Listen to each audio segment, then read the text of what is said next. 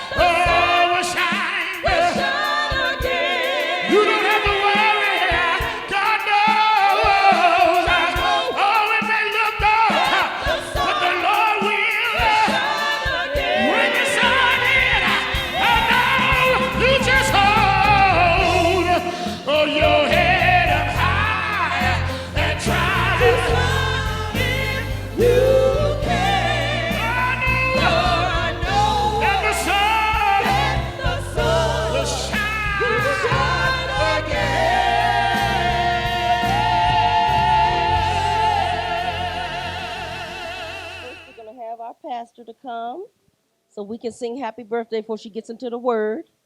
She's 72 yesterday. She's gorgeous, isn't she? You do it to us. That if she calls us up, I'm gonna talk about she's beautiful, and I look just like her. We think, let's sing happy birthday to our pastor. Happy birthday to you. Happy birthday to you. Happy birthday, Mr. Rose. To you. Thank God, yes. Well, everybody knows how old she is. You see the numbers up here. But we're so glad she's still here with us. I know she want to go to heaven too. I want to go too, but we got to stay here a little while longer. Y'all enjoy the word as she brings it.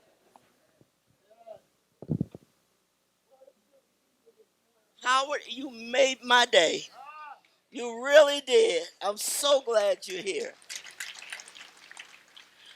I said, when I saw this thing, I said, well, nobody's going to wonder how old I am. It's big enough. I said, I've never seen it. This guy who does our flowers for the church said, I want to do something special for Rose. Does she mind? Does it bother her to tell her age? I thought, no, it's good. God's been good to me. And I never had no idea he was going to make it that big. I think we could have seen that a little bit smaller. It's good to be here this morning, and I'm grateful to God for all his blessings. I was getting ready for church, and you know, when I was younger, I thought about heaven a lot, but nothing like I think about it now. And I was sitting at the vanity getting myself ready, and I thought to myself, and I started smiling. And I said, this means I'm just a short time from heaven. That's going to be an unbelievable day. I told my kids, I wish that I could, the Lord would put me over in a room somewhere and watch the funeral going on and and say, that's not right. If I come back talking, people going to run. Thank you this morning for all that you've done, for the way that my kids blessed me, the way the members of the church, you overdid it. Thank you for your love, for your support throughout these years. I'm thankful because I can still move. I still can get up and get ready. And I don't have to wait for somebody to do everything for me. Sometimes I make my girls do something for me when I still could do it, but I just don't do it. But God is good. My sons, thank you for my cake. Now, after this birthday, I told them no more sugar. All sugar is going to get cut out. So you came in right on time. And I'll let them know in the future, don't bring sugar stuff. I'm going to cut that out of my diet completely. And the Lord's going to help me to do it. Not that I eat a lot of it anyway, but I want it all gone. So I'm celebrating this birthday with the last time. Thanks for Marlon and for Dacia for what you did. That was so sweet. And you just got here. That was nice. They remember my birthday. They haven't been here that long. But I'm remembered by the church constantly, and I thank God for it. And I appreciate every person that's here this morning. Uh, it's nice to be celebrated, but it's better to preach the gospel. That's what I'm called to do, and I love doing it. So you will find out in a few minutes if you like me at the end or not.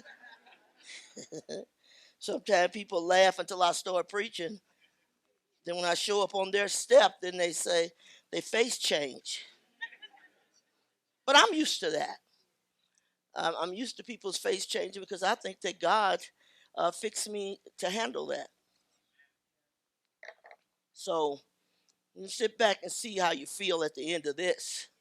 Hopefully, I'm going to say something that will bless you this morning or hurt you one. So let's go to Galatians, the 6th chapter. Father, we're grateful this morning for your blessings, for all that you've done for us. It's such a privilege to be in your house. We thank you, God, for keeping us all these years. Your hand has been upon our lives. You have done mighty things. And I thank you because you never failed.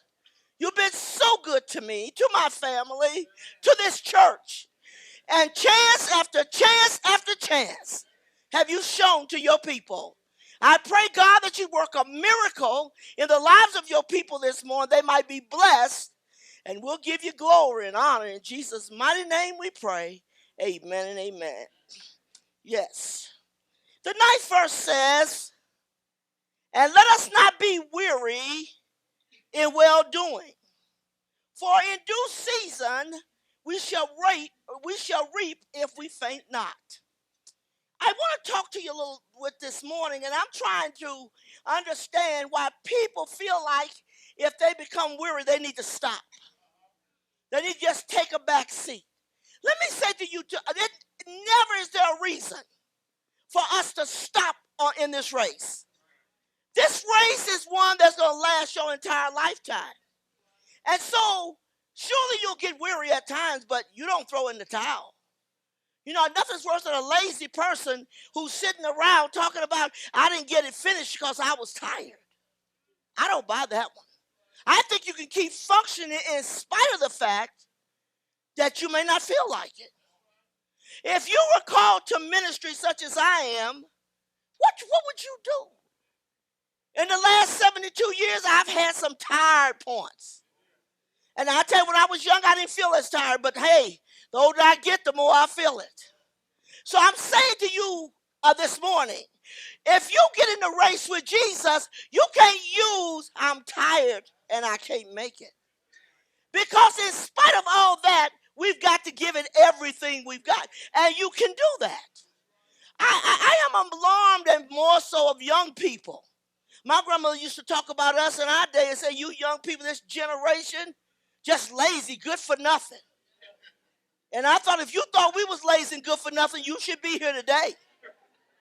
Because really, I think society as a whole has put us in a position whereas it just helps us to be lazy. People don't work hard no more.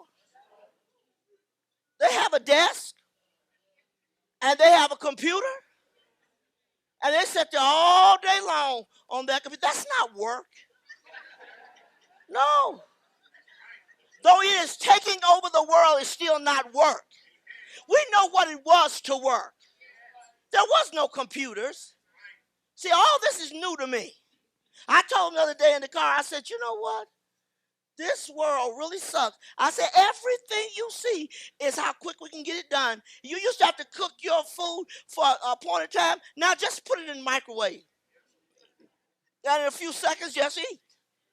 Of course, it don't taste like ours used to taste. Because we took our time, we did what we could do, and we had to work hard. Wasn't nobody gonna give you nothing. But this generation, I'm telling you, is getting lazier and lazier, and due to the fact of the computer is ruining you. You know how many things have gone wrong with people from sitting all day at a computer? See? And so I just got Ethel the other week or so ago. She's been doing a lot of stuff for a Just Cause, and she began to have a sciatic nerve problem. You never had it, you don't want to have it. I had it too not long ago with a stupid chiropractor. But she was in so much pain. I thought, well, maybe if we get her a desk that stands up, then you won't have to sit all day long. Some lazy joker gonna tell you, I don't need nothing to stand up. You know, I can make this happen sitting down. And so I thought about that, and I had Nisi to order for me and get it in. Very nice desk. And so, and even myself, sometimes I sit for too long hours. And not because I'm lazy, but because when I'm in prayer and when I'm studying the word, I get caught up in it. For I know one thing is hours have passed. But I thought, take a look at yourself today. How many people have gotten tired of running the race, but at the same time, they're not willing to do it? If you don't want to do something, it's very easy to sit down. But if you want to do it, you can keep going even if you're tired. I don't think any of you know what a second wind is. You go for a run, and a second wind kicks in when you're about to run out. See? So take a look at yourself this morning, and are you tired of doing good? You know, I don't understand how anybody can be tired doing good. But it's true. People don't get tired of lying. They don't get tired of having booze. They don't get tired of partying. They don't really care. But when it comes to God, we say, I'm so tired. We want to give the Lord leftover time, and we're not spending time with him like we should. And we're saying, I'm so tired, I just don't feel like praying. That'll cost you everything. It'll cost you everything. I remember playing all the things in the past years, are the things that get involved in. And at some point, you're going to begin to feel weary. But one thing I tell you, you never get tired. You should not. I'm not getting tired because I'm just tired of looking at this. People weary with their marriages. They're weary with friends. They're weary with their job. It's everywhere. But take a look at yourself and say, you know what? I'm not going to be on this chapter here. Because when you start thinking about how tired I am, you don't work. You know what? Everything happens to us starts right up here. We start thinking about it. You know, I'm just tired. And if you say it too many times, you don't function at all. So you got to be able to say, you know, no matter what happens, I'm going to keep pushing. I'm sure some of the athletes at the Olympics, they have to get tired. Those people train hard. But I seen some of them running track, and good Lord, their shoes tear up on their feet. You don't have to tear up your shoes. You just think about moving. You know, I don't know if I can make. How many times have you heard people say, I don't know if I can do this? You never go there. I can do this. In spite of everything that's going on in my life, I can do this. I have never been one to take a back seat or say, I don't think I'm going to make it through it. I got to make it through it. And every person in this building, if you're going to serve God, you got to make it. Because at some point, at some time in your life, you're going to check off this planet. And if you get tired, most people that get tired go to sleep. You'll find them somewhere balled up in a knot calling hogs. And I'm telling you for sure, you got to make up in your mind, if you're going to win, you for sure going to have to say, I'm going to run this race and I'm going to win it. In spite of the fact that things don't look good, in spite of the fact things are difficult, it's supposed to be difficult. We want everything to happen right now and very easy. Understand, God didn't mean to make it easy for us. He made us to work. He said, go in my vineyard and work. I'm not talking about somebody who just sitting around. When he found them sitting around, he went to one, he offered him a job. He went to another one, he offered him a job. And he went to, and here's the old saying, by the time it's time to reap the harvest, he said, I knew you was a man that looked for everything to be good, but, you know, I didn't do it, so I just took what you gave me and put it in the ground. Shouldn't have did that. He said, take that from him and give it to the one who had 10 talents. Because you ain't willing to work. People don't want to work. They want everything, but they don't want to work for it. You got to work hard and work hard and work hard again. Not giving in to things, a situation. I'm going to make this happen. My son-in-law, who I love very, very well, is married to my daughter, the one that passed away, Brother P.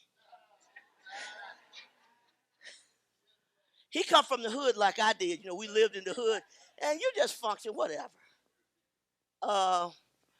After him, and he don't want me to tell this, but I'm going to tell it.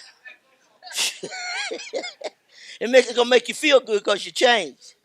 And I called my daughter one morning early and was talking to her, and I heard P.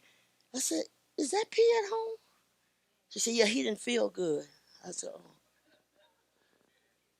I said, put him on the phone. I said, let me tell you something, boy. The longest you live, don't you ever lay up on your duff. I said, you married my daughter to take care of her. I ain't taking care of her. And what do you mean when you say, I didn't feel good? Are you kidding me? He had it, boy. I let him have it. He said, yes, ma'am. Yes, ma'am. Get out the bed and go to work. You don't feel good. A lot of times I don't feel good. You keep going. You keep going. You don't stop. You got to work and you got to work hard if you expected to reap the harvest. Let me tell you about my son-in-law, Cliff. I was talking about this the other night. My daughter had the first baby and a little boy, and we really was pulling for a girl, and God didn't see fit to give it to us. So I guess the boy was, I don't know, still maybe a year old, too. I don't know. So he told my daughter, he said, you think we could probably have another baby? And she said, no, not now. He said, well, I'm going to go over and talk to Mom about it. So I was laying in the bed minding my own business. He walks into my room, Mama. I said, yes, honey, what is it? I was laying down. I said, what is it? He said, me and Lisa was just talking, and we were thinking about having another baby. Wait a minute. I was laying in the bed. I set up. I came forward. And I said, let me put it to you like this. You got a baby over here that you ain't had a job for almost a year, but you want another one? You do, huh? I said, if cursing was permitted, I said, I will curse you out so bad until you couldn't stand in my door. Are you kidding me? You ain't take care of the first one. You want to have another one you don't know? No. Ain't having another baby. Are you stupid? If you ain't taking care of the first one, I'm taking care of it. No, you cannot have another baby. And he goes back to Lisa. Lisa, I told you shouldn't go to Mama with that. I don't mind you having a kid as long as I don't take care of it. Hey, but as long as it's in my pocketbook and I'm still buying the milk and buying the clothes, you ain't getting ready to have jack. He went on out the room, walked out the door. I don't know if he felt bad or what, and really I didn't care. You got to work. You got to work. Now, he has the ability to make lots of money, and now he's doing it. I love him to death. He's working 2 jobs that's paying him lots of money. And all he do is sit out on the couch. But I don't care if he sits on the floor of the couch as long as you get the money for it. Yeah. So, when you're out here thinking you are owed something, it's up to you to work. It's up to you to say, this is my responsibility.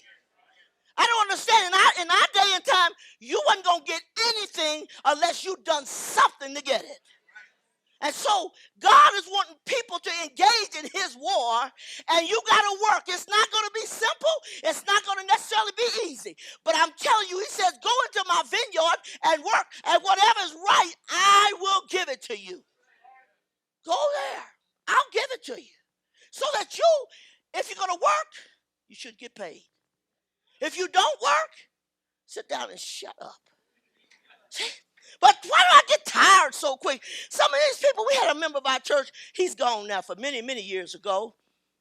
And he came in and said, Sister Rose, I found a job. I said, you did? I said, we've been praying for that. And he said, I just get so tired.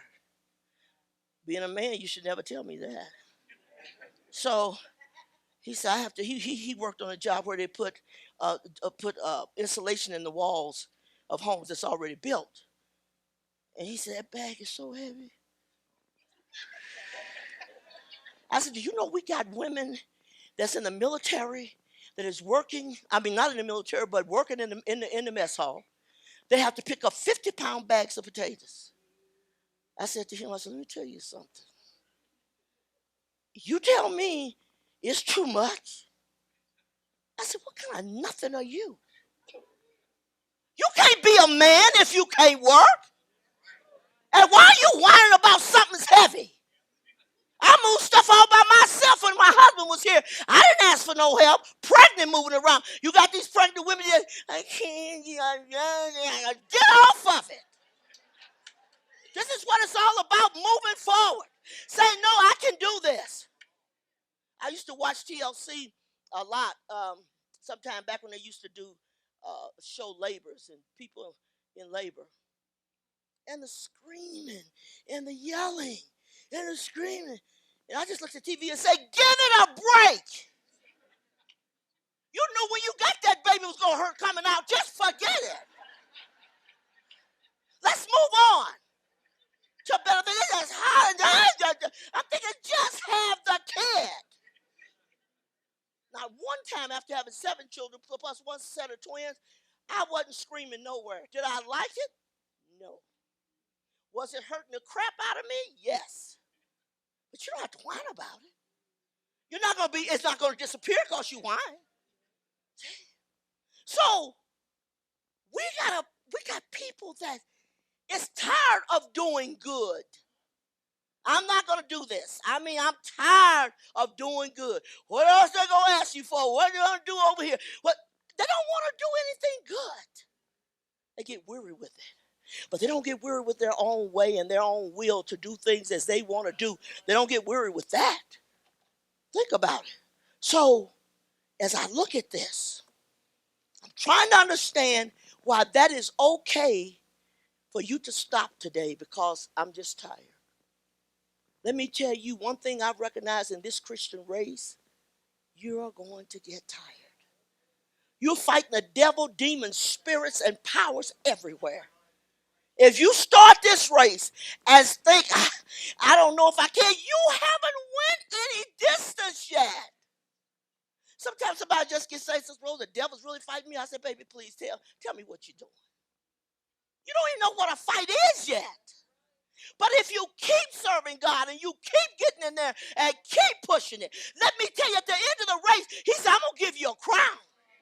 If you don't get tired and give up, I'm going to give you a crown. See? Understand this. People are weary, Isaiah says, in the multitude of their counsel. See, God fixed it where, okay, you don't know quite what to do. Get some counsel before you do it. They get weary with that. I'm tired of asking, is it going to work? Is it going to be okay? And I'm thinking, you ought to be glad somebody's giving you some guidance. We get tired over the stupidest thing. And I counsel people in this church and tell them, if they come to me and they're asking me, Sister Rose, what do you think? I'm saying, honey, either that's a good thing or it's a bad thing. Because after living as long as I've lived, you learn through experience. Some things are stupid. That's the good part about not being young. Because when you're young, you do some stupid stuff. Some stupid stuff. Listen to this. I'm weary, which simply means exhausted in strength, endurance, vigor, or freshness. Having one's patience and tolerance and pleasure to be exalted. I mean to be exhausted. So I can always just don't feel like I ain't got no strength. I don't know if I'm going to make it through this. God done already tested me. By now you should know I got patience. All that's going to make him keep testing you. Wearisome is just to become useless over a period of time. From long or excessive wear or use. I'm just tired, here you come. You know what I found out? That if you believe you can do something, you can do it. If you believe you can make it happen, you can do it. So a man think in his heart, so is he. If he believes he can do it, nobody can stop him. Because that's already settled right there. But if I'm saying, well, I don't know if I can, and maybe it won't work, come on. I got to get in here, give it everything I got, and stop complaining about it. So I'm gonna make this happen. See? You got to get used to one thing, and that's to persevere. Say, persevere. Howard don't mind me telling you, this is a hard-working fella here. I'm so glad to see him this morning. He's good for us. And He told Wanda one time, I guess it's Wanda Cliff One, he has a back injury or whatever, and he could either lay down in that bed and die with it or keep going. He goes to the gym, work out, and keeps right on working. And he's a hard worker. The average person doesn't want to do that. I got a back problem. Maybe you wouldn't have one if you moved. Get up and move. I don't know what's wrong with me. Move. That's what makes the difference. If I'm moving with it, I can win this thing.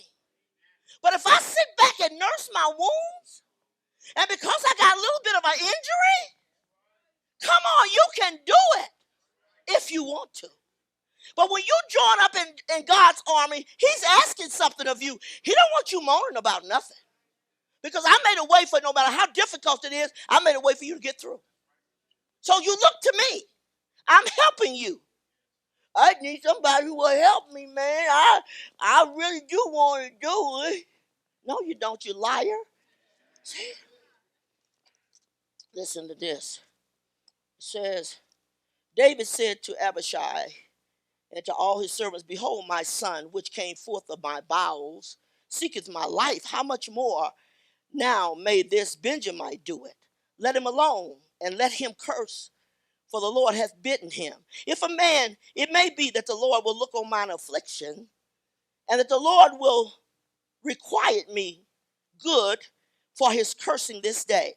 And as David and his men went by the way, Shimei went along on the hills side over against him, and cursed as he went, and threw stones at him. And I'm going to jump down here because I don't want to read this whole thing. And it says that David chose him out 12,000 men to fight. But they said, I will come upon him while he is weary. If he gets tired, man, we can win. If you can't breathe, you ain't going to win. So, man, my breath is short. Yeah, it may get short, but keep pushing. Keep pushing. And the king and all the people that were with him came weary and refreshed themselves there, because if I don't get up, if I don't get me a glass of water, if I don't push, I'm not going to win. I can talk about it all I want to, and you can talk about what you want to do with your life. Until you get up and make it happen, it doesn't happen. See, nobody's going to hand it to you. They're here to help you. You need a hand up, we'll help you up. We're not going to carry you. Come on. You got to look at the situation and say, you know what? I'm not going to let out here. Some people died because they were sleeping. They were so lazy. Somebody thought they were something else and killed them. Then J.L. Herbert's wife took a nail of the tent. And it says, and took a hammer in her hand and went softly unto him and smote the nail into his temples and fastened it unto the ground, for he was fast asleep and weary, so he died. Hit that joker while he's sleeping. You seen the movie, I don't know if you did, that was on about the burning bed.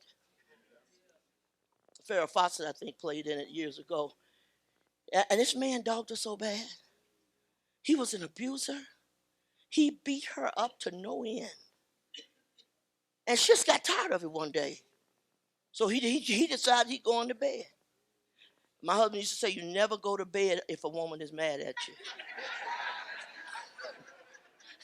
Don't go to sleep. That's not a good thing. Because if she feels like she don't have the strength, the bottom line is, if she catch you sleep, an angry woman, not good. And that man was laying there asleep after he done beat her up and I'm sitting there watching the TV and I'm thinking, boy, when you gonna stop taking that? Throw it in the floor, throw the food in the floor, all this craziness going on. And she bought her time. He was asleep laying on his back. She feel that, I think she put gasoline or something around the bed and everything, poured it all, getting ready for him. He's still calling off. Yeah. She's setting him up. Got the car ready to go, everything ready to go. And now I'm going to kill this joker. Set him on fire. No more from you. She had to feel awful good. Left.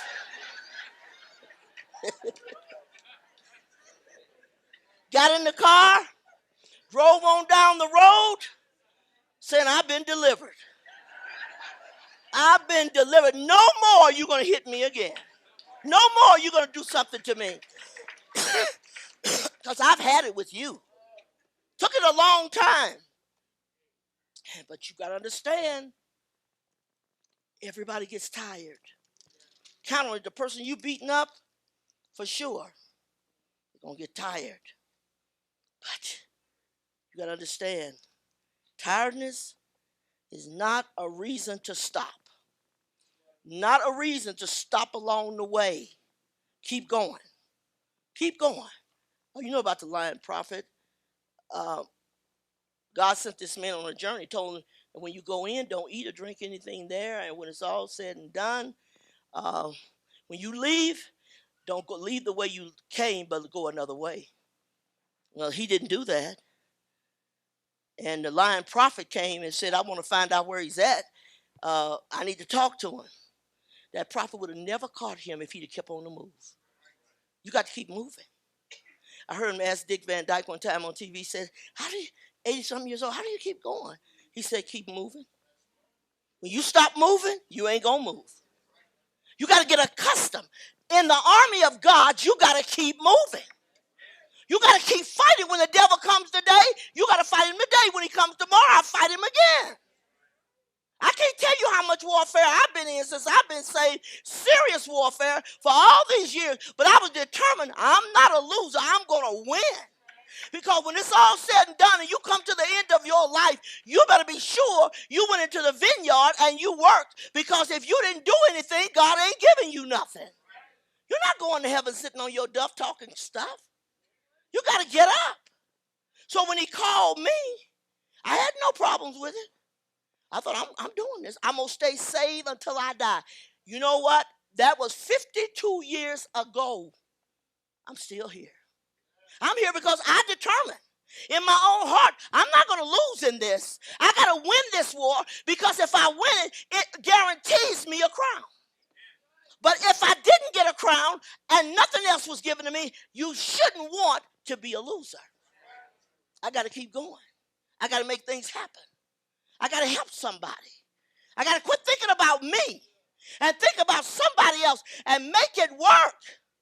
I'm not going to sit around here and give you 100 excuses why I can't do something. No. David said, save me, O God, for the waters are come in unto my soul. I sink in deep mire where there is no standing. I am coming to deep waters where the floods overflow me. I am weary of my crying. My throat is dried. Mine eyes fail while I wait for my God. They that hate me without a cause are more than the hairs of my head. They that would destroy me, being my enemies wrongfully, are mighty. Then I restored that which I took not away. God, you know me. You know me. Save me. I'm worried. Have you ever cried so much you just got tired of crying? Just cry, cry, cry. The first time in my life that I wondered, where did tears come from? Where did they come from? Was when I lost my husband. I cried every day. Every day. I started thinking, how do you have more tears? Seemingly at some point you would run out. And I said to my son-in-law, I said, how do tears come? How do they function? How does this function? And he said, medical science is one thing they never could find out was where tears were manufactured and what made them come down. They never found out. Because you would think, 8 years, I cried. 8 years. Trying to get through the unbelievable pain, I never stopped preaching. They never knew I was hurting that bad. The pain was unbelievable. I remember during that period, because I counsel people all the time, and somebody called me. I was in deep grief. One of the members called. They never knew I was crying. I said, what's going on, baby? Sister Rose just looked like the devil. I said, right then, I popped right out of it. Honey, you got to fight the devil. You got to tell him to get off. You got to understand he is there to take your soul. My kids walk in, you would never know I was crying. You would never know I was in pain because I got a job to do. I can either sit in my grief and people die and go to hell because I refuse to preach the gospel, or I get up and preach the gospel in spite of. I got to do this. When I couldn't hardly seem like live with this pain, I had to preach. I thought I would like to have time out. Can't get time out. Can't do it. I call another preacher that I have a lot of confidence in, and I asked him, I said, Brother Angel, when Angel died, did you take time off? He said, no. I thought, well, that done it for me. Because if he took some time off, I thought I'd feel pretty good if I take some. Had the funeral on Thursday, in the pulpit on Sunday. I was dying. But leaders have to be strong. For the people that God has placed in your hand, they are there for you to help these people. If you somewhere with your head tucked in a pillow and can't get up, somebody could lose their soul. God's holding you accountable for that. You got to preach the gospel. And I did. No matter how bad it was. One, is this ever going to be over? You got to stand up. 8 years before I finally stopped grieving. 8 years. And the Lord said to me, unless people love the way you love, they can't understand your pain. They don't understand. People don't love each other. They get married. He lost his job. I'm out of here. He rolled the toilet tissue the wrong side. I thought, I'm out of here. It's stupid stuff. You think you got married and the least little thing the person did, you're out of here? That's why we don't have people being married for years and years. They're always getting divorces. I'm wondering why you even bother. I was looking at a bridal magazine this week, and all the beautiful gowns, and I'm thinking, and these people buy these gowns, spend all that money for it, and then get divorced. Just put on a Kroger sack and make it last. Make it last. It may not be beautiful. You know, when I got married, my sister was laying in the bed with the flu. I stood by her bed with one of her big dresses on, tied it up with a stocking because it wouldn't stay up.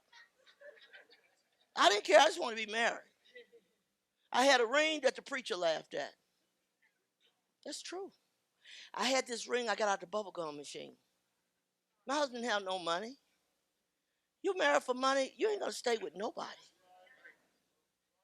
And when I gave it to the preacher, when he get ready to put my ring on my finger, and he looked at that, he said, I think he wanted to say, is this what you're going to use?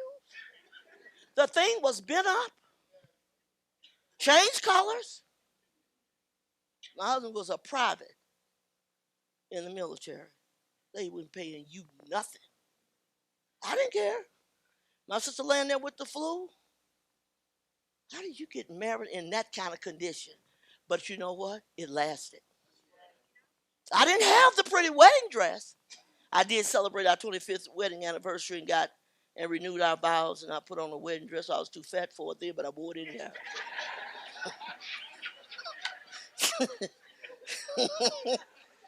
I thought, why do you want to put on a wedding dress now?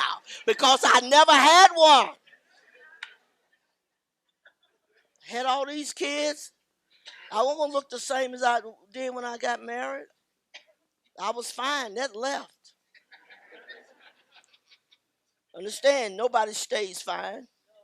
You might start off fine. You ain't going to stay fine. And furthermore, the men don't stay fine either. They got love handles and humps and bumps everywhere.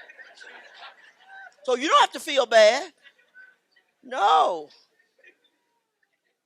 My son, despise not the chastening of the Lord, neither be weary of his correction. For whom the Lord loveth, he chastens, he corrects him. I don't want God. I want God coming after me. Let him come after you. That's a good thing. It'll make you kick it in. It'll make you do what you got to do. You won't sit around and continually do wrong. When he gets through chastising you, it teaches you a lesson. one that you never will forget.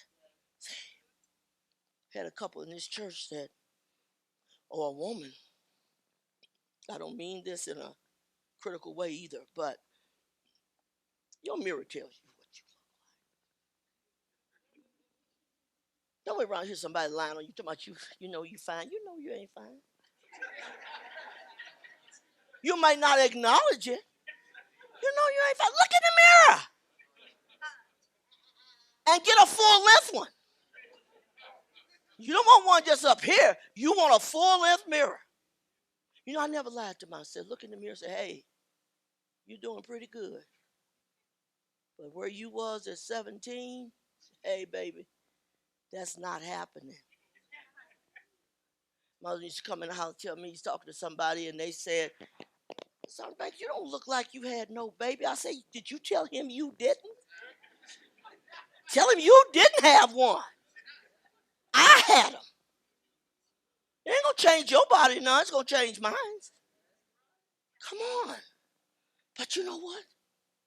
We got to get in a place where we say, I'm going to win. I don't care what people say about me, how they may describe me, or whatever the case may be. I'm getting in the right place, and I'm going forward. I'm not going to give up. When I was first having babies, the nurse came in the room, and she said, it's nice to be a mother, but it's not nice to look like one. And I thought to myself, you better get out of here. Because she's telling me to go down to the room and work out. And I just had a baby. Are you sick? I ain't going nowhere, I said. I should have went. Because after about 6 times pregnant, you should have went. I thought, I'm not getting up out this bed doing jack. I've been through a hard time. I done gave birth to a baby. And you telling me it's not nice to look like one. I thought, you better get out of here. Because at this point, I'm not caring what I look like. I'm just glad I got that baby out of me. And I need some rest. Shouldn't have took that attitude about it. Shouldn't have done it. But I thought, I used to eat like a pig when I was young. Weight didn't even come near me. I mean, I was skinny as a little rail. My husband said, honey, I like a woman that got a little more flesh on her bones. Hang on, I'm going to give you that.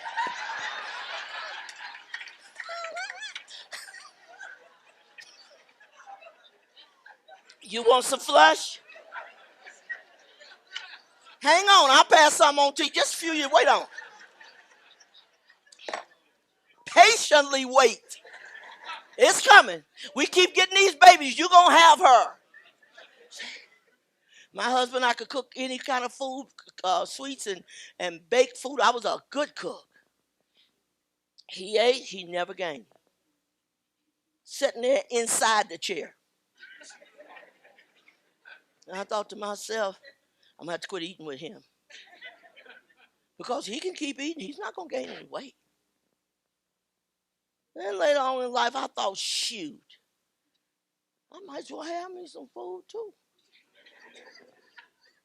I'm not going to have some pie and cake and stuff. He's eating, the kids eating it. At that point, I thought, I'm eating me some sweets. I'm doing this. My husband wanted some more meat on me. I'm getting ready to accommodate him. Yes. Don't tell a woman that. That's not good. But we reached a point in our life. You couldn't go any further. You had to back up from that food. You had to change the way you ate. You had to get your rear end on some kind of workout equipment. You couldn't sit up and just lay down there. No, you had to change something.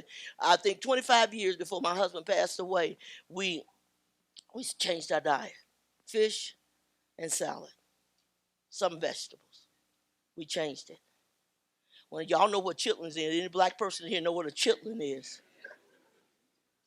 Every New Year's Eve, I made sure to make chitlins and greens and candied yams and all that garbage. I ate them chitlins that day. I went stone blind. That's not exaggeration. I couldn't see jack. I told her, I said, I'll never have it again. Never had it again.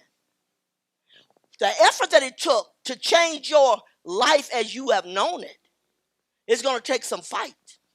It's going to take some resistance. It's going to take some things that say, I'm not doing this anymore. My husband became my cook. He cooked my fish, and he fixed my salad and passed it through the little window into the dining room. Thanks, babe. We ate right. And thank God I did. I can't imagine what my girls would look like at this point had we still been eating stuffed pork chops and dressing and macaroni and cheese and candied yams and homemade roll. You better get rid of that crap. It'll make you feel good for the moment, but it ain't good for you. We don't do that no more. Workout comes, that's automatic. You're going to work out no matter what. Kept pushing. Tired pushing. Tired but pushing. I'm not giving up. I got to keep going. I'm never going to be twiggy anymore, but I tell you what, I'm going to be healthy. Because I'm going to do it right and keep going after it no matter what. Keep pushing it. That's important. For you to say, I'm going to do this. Do I want to? Not necessarily, but it's good for me. So I'm going to do it. You become a better person. Within and without. It makes a difference where you are. It makes a difference in whether you're going to run the race or not. You ain't got time. Some people can't finish their job. It's lunchtime. They know it's lunchtime before they ever look at the clock because they're so used to moving at a certain time. Yeah, I think it's lunch. What time that clock got? Go to work. Work hard. Push it. Don't be weary and well doing. In due season, you will reap if you faint not. Keep going. If you faint, you don't win anything. You ever see the person faint and pass out and all of a sudden they just got everything done? No, it doesn't happen. Think about it.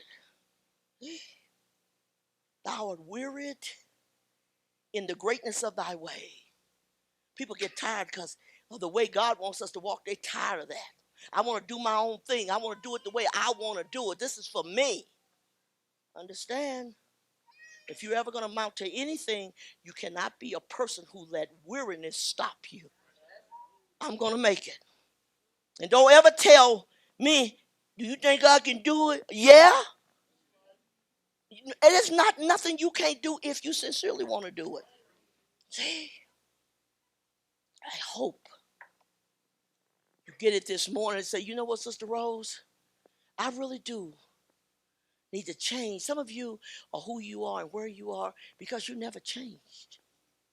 You got to make changes in this life. You got to make adjustments. You just can't stay in one place because life is constantly changing. Things are becoming different. So what am I doing to flow with this? Nothing is the same.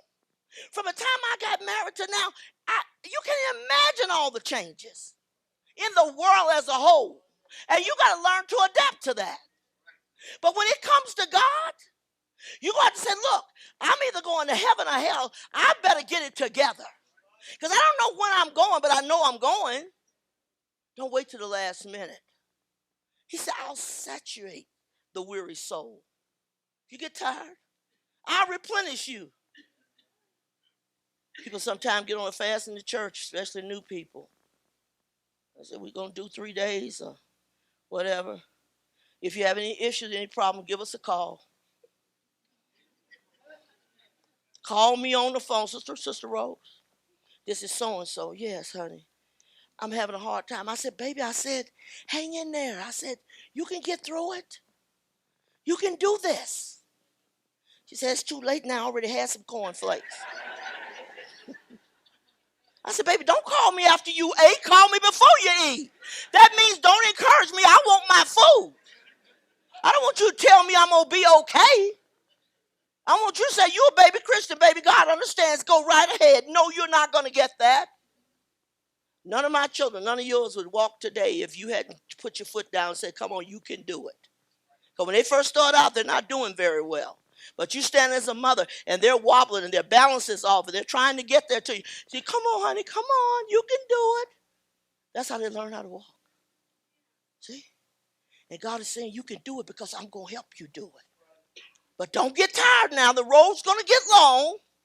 It may be difficult, but I'll help you. I'll get you through it. Don't let nobody tell you that it's too hard to do it. No, it is not. You just got to want to. Stay persistent. I'm going to go after this thing. Take a stand, a firm stand, and say, I'm going to do it. Sometimes it's your husband, sometimes it's your wife, sometimes it's a friend, sometimes it's your career that is dictating to you whether or not you can fulfill something that you should do or can do. You think you can do that, girl? I don't think I can do it. Nothing will get to me more to hear people say what I think I cannot do rather than what I can do. With God, you can do that. Without him, you're not going to do it. I can tell you right now, you're not going to do it without God. But with him, Paul said, I can do all things through Christ, who strengthens me. He helps me to remain unchanged in your position. Don't let wife, husband, nobody change that. When you set out to do things for the kingdom of God, let nobody stop you. So I'm not giving up. I never gave up on anything else when I was in the world. Why am I giving up now? I served the devil well. I stayed out all night long. I drank my booze. I smoked my pot. I've done all these things. And now you're going to get over here and say, you can't do this. You know, it's going to be hard. The way of the transgressor is hard. The one that's breaking the laws of God has a hard path. But those that are doing what's right, they're not having a hard time because you're getting help every time. You got to want to do it. See? So let us not grow weary in doing what is right, for we will reap a harvest when harvest time comes. If we don't give up. You know how many people would have made it if they just didn't give up? Got right there to the edge, and said, I just can't. You know how close you are to making it over the finish line? And you're going to say, I don't think I can. You came this far, and you don't think you can? You went through all of this, and you don't think you can. When my daughter had her baby, my oldest daughter, when just about time for the baby to be born, the doctor said, Mother, one more push and it's over. And she said, I can't. I thought you going to push. Because what's in your gut got to get out. So you better push.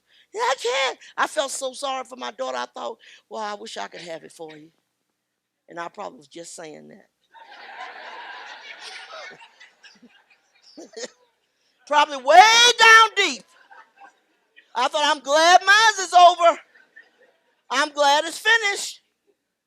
And he said, come on, Mother, one more time. I said, Nisa, come on. Will you push one more time? It'll be over. Because I'm about to have a nervous breakdown up here.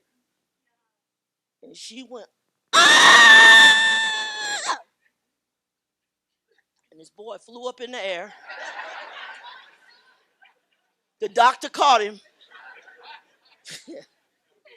But she got it. You cannot sit there and say, I'm at the end of the thing and I can't make it. That's like somebody being saved and serving God all these years, but you know, you're at the end now. And you're talking about, I just couldn't make it. You are a fool. Oh, I can make it. I come this far. We come this far by faith. How? Leaning on the Lord. See? Gotta make it. By the grace of God, I got to get through it.